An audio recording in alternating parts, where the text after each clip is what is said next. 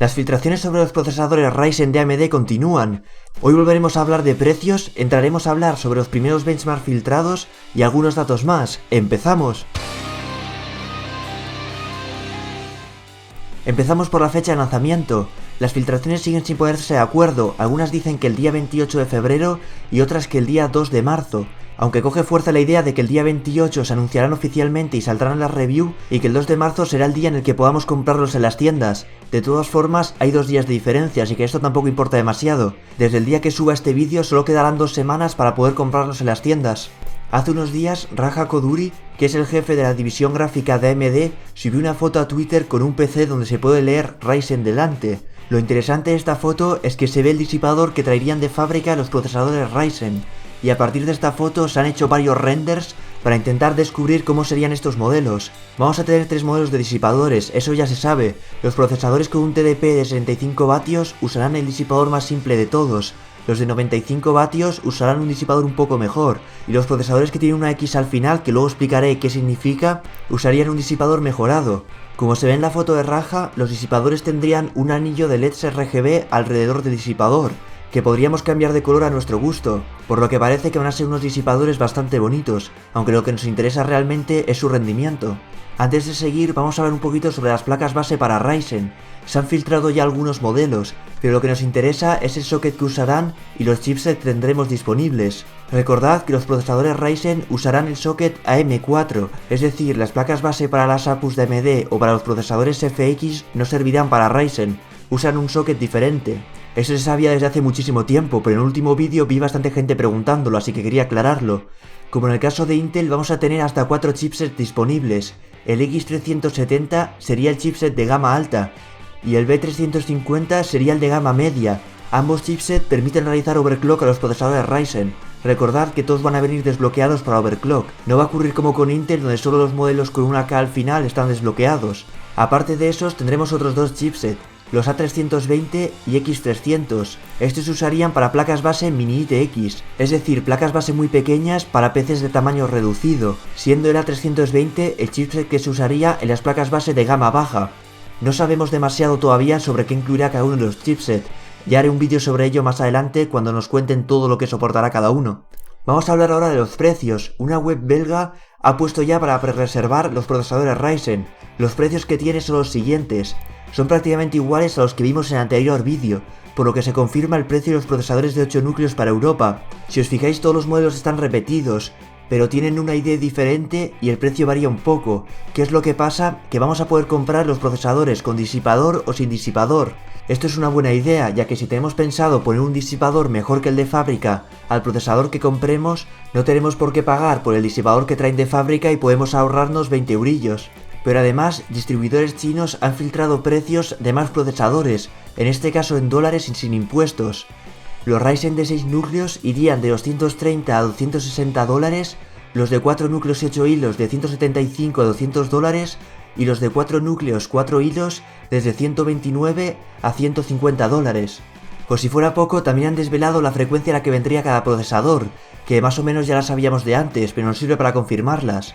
En principio, estos serían los modelos que podremos encontrar el 2 de marzo en las tiendas, aunque en el futuro se añadirán algunos modelos más a diferentes frecuencias.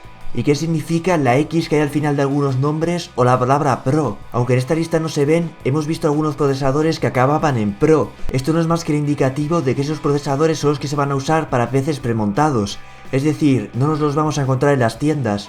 Y lo interesante, ¿qué significa la X al final del nombre? Significa que hacen uso de la tecnología XFR. XFR es algo similar a lo que hemos visto con el Boost 3.0 en las gráficas Pascal de Nvidia, pero esta vez aplicado a procesadores. Por ejemplo, el Ryzen 7 1800X viene a una frecuencia turbo de 4 GHz, pero XFR, si tienes bajas temperaturas, un voltaje bajo y algunos valores más, lo que hará es subir el procesador todavía más. Por ejemplo, a 4,2 GHz o 4,3 GHz. Es decir, es una especie de overclock automático. Es algo bastante útil para la gente que no tenga conocimiento sobre overclock. Aunque en principio, para los que sí saben cómo overclockear un procesador manualmente, no merecerá la pena pagar un extra por tener XFR, ya que tú mismo puedes overclockear tu procesador manualmente y ahorrarte dinero. Eso sí, habrá que ver si no reservan los procesadores que mejor overclock consiguen para los modelos con una X y dejan los chips un poco peores para los modelos sin X. Por supuesto, igual que pasa con las gráficas Pascal que usan un sistema similar, esto no supone ningún peligro para el procesador ni hay que preocuparse por nada. Este overclock automático se realiza bajo condiciones muy controladas y no hay ningún tipo de riesgo para nuestro procesador, ni va a cortar la vida útil ni nada, no hay que preocuparse por ello. Y ahora sí, pasamos con las pruebas de rendimiento que se han filtrado. Vamos a ver primero los resultados en Passmark y Seasoft y luego vamos a ver los resultados en 3DMark. Las primeras que se filtraron fueron las de Passmark y Seasoft y ha habido bastante polémica en torno a estos benchmark.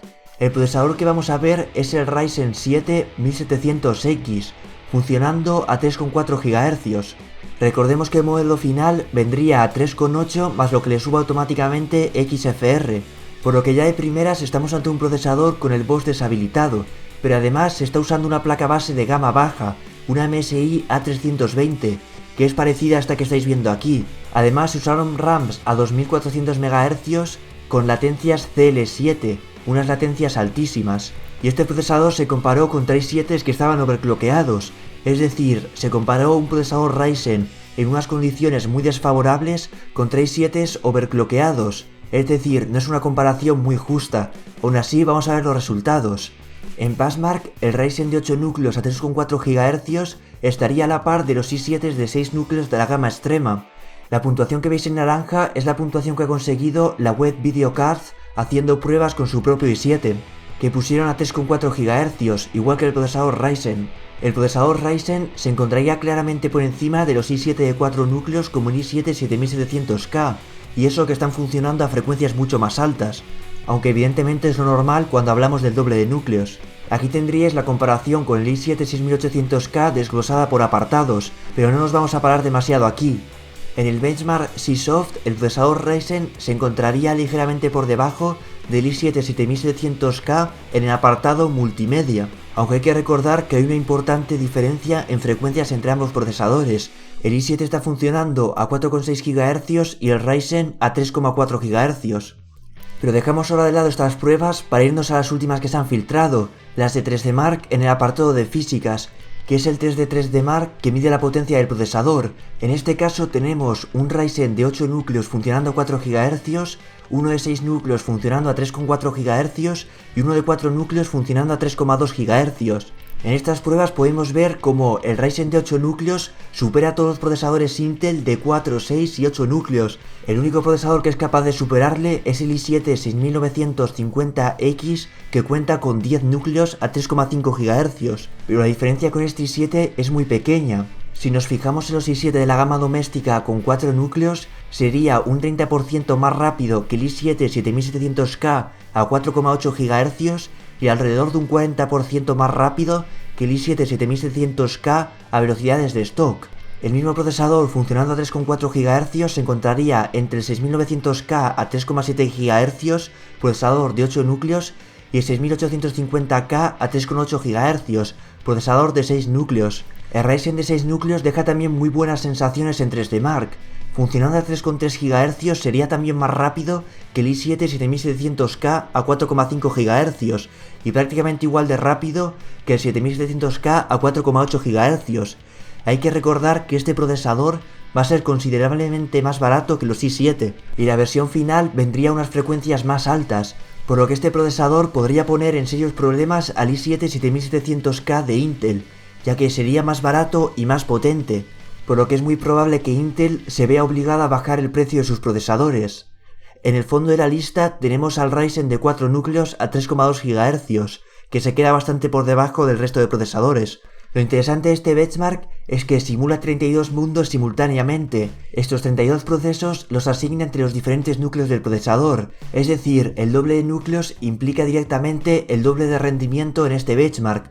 Por lo tanto, podemos dividir la puntuación entre el número de núcleos de cada procesador para sacar una estimación del rendimiento monohilo de estos. Y es más o menos lo esperado, los procesadores Ryzen estarían por debajo de Kaby Lake en potencia monohilo, pero lo interesante es que están a la par de los procesadores Broadwell de Intel, que son la arquitectura anterior a Skylake y Kaby Lake. El i7 7700K va a seguir siendo el procesador con mayor potencia monohilo del mercado, pero tanto los procesadores de 6 como 8 núcleos gracias a su mayor número de núcleos serían capaces de superarlo en rendimiento, aunque por supuesto todo dependerá de si la aplicación que vamos a usar será capaz de aprovechar 6 o 8 núcleos o aprovechará solo 4 o menos.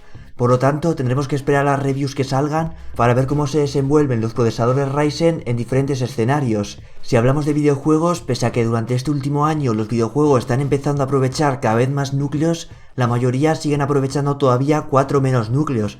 Por lo tanto, por ahora, el i7-7700K seguramente sea el procesador que más rendimiento nos aporte en la mayoría de juegos, pero con el paso del tiempo eso puede cambiar. Por cierto, también se ha filtrado la caja en la que venden los procesadores, por si os interesa. Quedan tan solo 2 semanas para que los procesadores Ryzen salgan al mercado y para que salgan las primeras reviews. Con ellas ya podremos hacernos una idea real del rendimiento de los procesadores Ryzen. Pero de momento pintan muy bien y creo que van a obligar a Intel a bajar el precio de todos sus procesadores. Y eso nos beneficia a todos. Si os interesa Ryzen ya sabéis, clicar en el botón de suscribiros para no perderos futuros vídeos. Hasta el siguiente vídeo, adiós.